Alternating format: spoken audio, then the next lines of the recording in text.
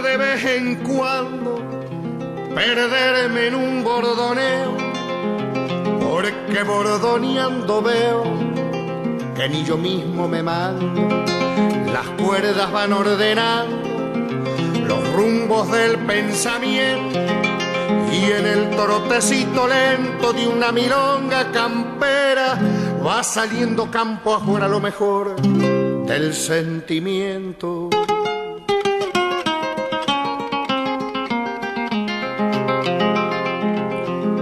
Ninguno debe pensar que vengo en son de revancha.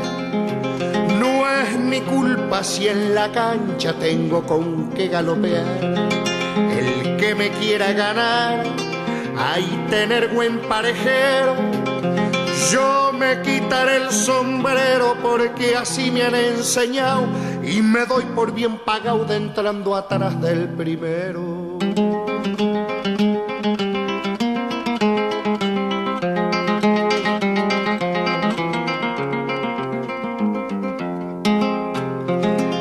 Siempre bajito he cantado, porque gritando no me hallo.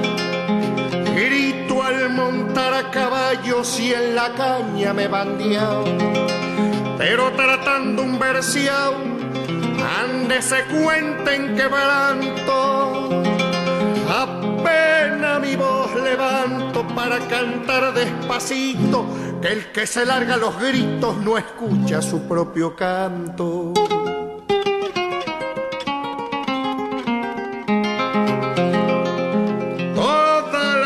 He cantado con el alma estremecida, que el canto es la abierta herida de un sentimiento sagrado.